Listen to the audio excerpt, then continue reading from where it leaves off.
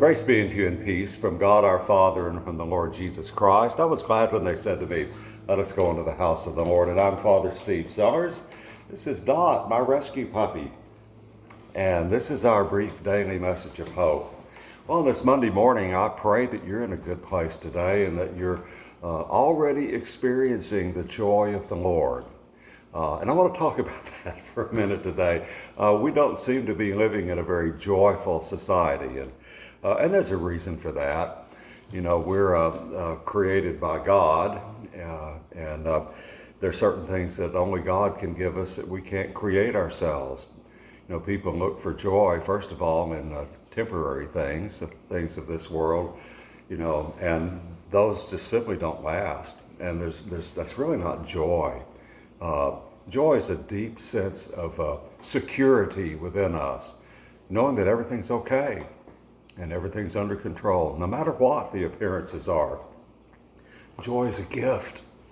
People aren't joyful because they don't ask for the gift of joy that comes from the Lord. You know, when we look in Galatians chapter 5 in the New Testament, St. Paul gives us two lists, basically. The flesh produces, the works of the flesh, as he calls them, and they're what you might think, you know, anger, rage, bitterness, jealousy, divisions, all of that, distrust. Those are the things that the flesh produces. The world gives us those things and encourages us in those.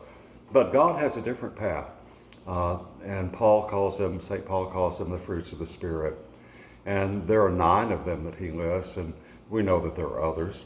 And it starts with love. Now, we don't always see love when we look around. We can't see it. But it is really the primary fruit of the Spirit.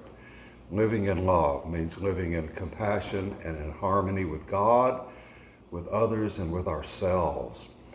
That's what love is. It's a gift from God, and we have to ask Him. The second one on the list is joy. Joy. We can ask God to give us the joy that only He can give us. We can't go sit over in a corner and conjure up joy. As a matter of fact, we usually just conjure up negative things when we do that. But joy is a gift, and we get that from the Lord, and we can ask for it, along with the other spiritual gifts, virtues, and blessings, and fruit that Paul talks about. Love, joy, peace, patience, kindness, goodness, faithfulness, gentleness, self-control, courage, compassion. There are others. And it belongs to us when we ask for it. And people come to me all the time and tell me they're sick and tired of the way they're feeling. And I said, well, ask God for a new way of feeling. Ask Him for His gifts. Now, God will give us the joy that we need, you know, when we truly ask Him. And part of asking is believing that He is who He says He is, and we are who He says we are too, not what the world says. And when we ask with a belief in our heart, He'll give us those gifts. But the caveat is that we have to share them with others. We don't get to hoard God's gifts. It's not like hoarding money or hoarding like I do baseball cards. We share the joy that He gives to us. I was thinking of this joyful song this morning from the 17th century, written by Richard Baxter, the music by John Gurney in the 18th century, Ye holy angels bright, who sit at God's right hand.